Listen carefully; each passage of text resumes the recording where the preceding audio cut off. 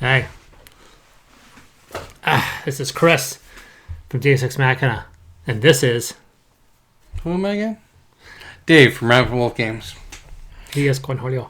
Yeah. We are talking about, generically, the top 5 best mechanics we love in board games. We may give examples, but we love these mechanics. If there's a game with this mechanic, we are generally going to be inclined to like it. I almost don't think these are in particular order. We love all of these. If there was a game that had all 5 of them, I think just... Yeah, pretty much. Number 5 on this list for top 5 board game mechanics is the Sandbox game. There's actually 2 really good examples, one of which you started to become a fan of since this list was made, and that was Western Legends. Mm-hmm. Another game that does that is Gia.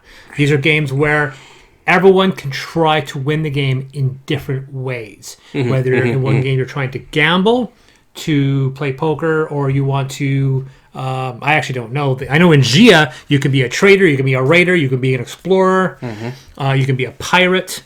In Western Legends, I know you can be a cattle hustler, you can rob trains. Basically, every cliche in a... Yeah. In the Wild West, you can do it in this game. There aren't a lot of games... You can actually end up becoming a warrant hunter. Oh, so bounty hunter. You can start hunting the actual players. Yeah, like Gia. Basically, Gia, if you do a lot of bad things, you'll get a bounty, and everyone else can go hunt you down for a reward. So that, not a lot of sandbox games out there. Mm-hmm. There are some games that give you a sandbox, but have an objective, so you can do things different ways. Like Wasteland Delivery Service is kind of sandboxy, but it is a pick 'em and deliver game primarily. Fallout, yeah. Games that give you a lot of freedom to do things. Mm-hmm. That's number 5, Sandbox. Coming in at number 4 is Roleplaying. Trying to think of one where this come up, because you said this one was mine, but I can't think of where it was. It was a basic combination of ours. Basically, role-playing involves storybooks. Oh, okay, narrative. Okay. So these are games that don't necessarily need to have a storyline, but throw in a storyline to it. These are games like Near and Far, when you're assuming... Role-playing includes assuming a character that you're doing on a mission. Madara has a huge narrative component to it. Near and Far has a storyline, and it's competitive. Mm-hmm. A lot of these games don't necessarily need... Like, Near and Far Above Below do not need to have a giant storybook, but it is incredibly appreciated. And people go out to do those, even though they are not necessarily the easiest way to win, because they want to encounter the story and they create their character. They make choices based on what their character wants. Even to the same case, Apocrypha and the Pathfinder card game. Mm-hmm. You're assuming a character, and suddenly you want to do things based on what your character wants. Yeah. Hey, I'm a GM. I've been a GM since the early 90s, so... Yep. Oh, God, no, late 80s. I'm old. Number 3.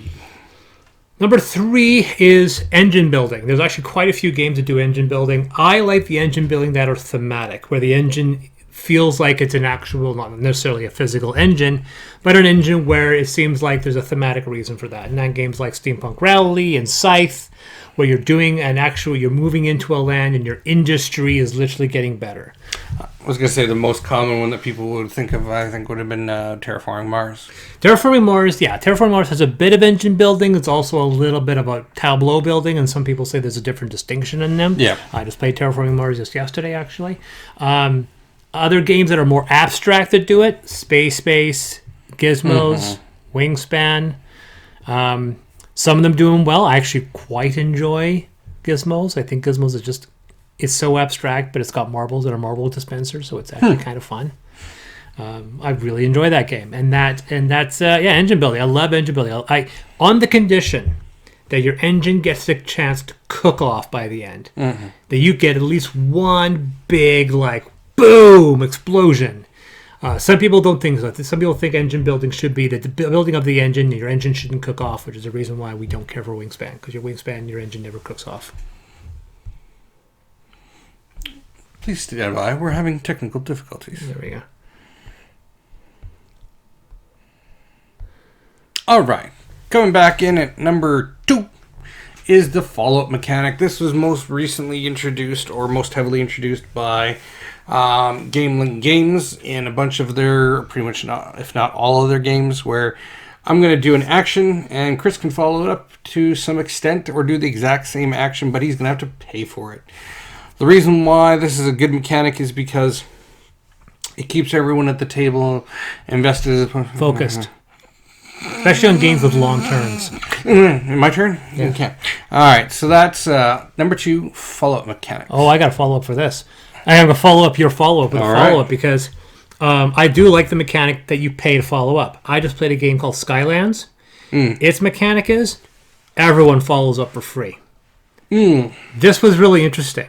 And I was playing it going, wow, so there's no, I'm going to do this and screw you. Like, no, I am doing this and all of you get to follow me.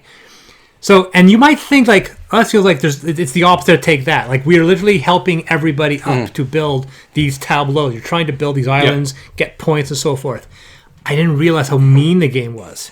Because, especially in a 2-player, I'm like, because part of the game, success is following up. Like, I'm going to go here and grab 2 tiles. Okay, I get to grab 1 tile. So the person who does it does the action, but they get a little bit of an extra bonus. So you get to grab 2 tiles. You get to grab 2 tiles and keep both tiles. The other one, you grab 2 tiles, but you can only keep 1. The other one is that you get to mine resources to get something, and then the leader, the person who chooses the action, gets to do it twice. So everyone gets a bonus. Where it gets subtly mean is you're looking like, I'm going to do this. Like, I can't follow that. Oh, that's too bad.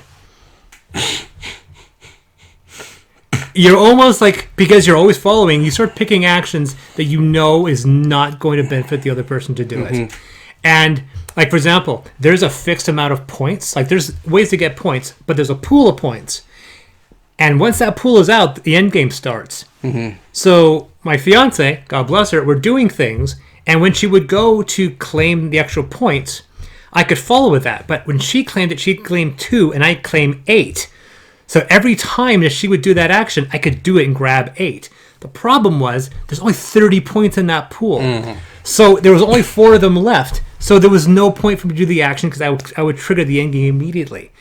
And so despite the fact that I had a really good engine to get those points, she's like, I want to get these 2. I'm like, if I follow it up, I'm triggering the end game. I don't want the end game to happen yet. So I couldn't follow her up. So it gets a little mean. But it's a wonderful way of playing around with that follow-up mechanic by turning it into a gotcha mechanic while also being a follow-up. It is brilliant. But that's another good reason why I like the follow-up mechanic now, too. That's number 2, follow-up mechanics.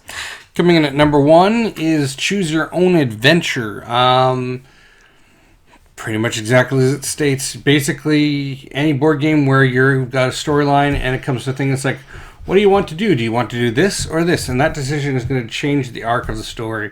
For future episodes. For future episodes. First one that comes to mind right off the top of my head most recently is Gen 7. Which I haven't unboxed. We've unboxed it, but there's not much you do. You're like, cool, envelopes. Put it back in the box. Yeah. Another one is Galaxy Defenders, where at the end of the mission, it's like, you start the next mission. It's like, did you do this part of the mission? Like, did you complete the last mission with succeeding at X? No. Did you complete the last mission with succeeding Y? Yes. Okay. This is how now what happens. So Tended Grail is also heavy on this. Legends of Dragonholt. Seventh Continent. Continent. Continent. But yeah, Legends of Dragonholt has this as well. Legacy of Dragonholt is what he actually meant, but yes. What did I say? Legends. Oh, Legacy of Dragonholt, yeah. So yes, that is number 1. Choose Your Own Adventure. Yeah. Those are good. We're getting more of them now. The issue with those is that they're so hard to do. Because they're almost Legacy 2. Well, yes. Yeah, they're right. The Legacy to the point that you can't really play them too often. But I can see, like, when I look up the Tainted Grail book, I'm like, some people do board games and are like, wow, this whole board game has 3,000 words. You look at Tainted Grail, it's like, well, this is 300,000 words. Like, there's somebody who puts way more effort. Like, yeah, there's a lot of work. Yeah, there's a lot of work. But then there's like 2 dudes or 3 dudes that are spending 6 months writing all these scripts out. Yeah.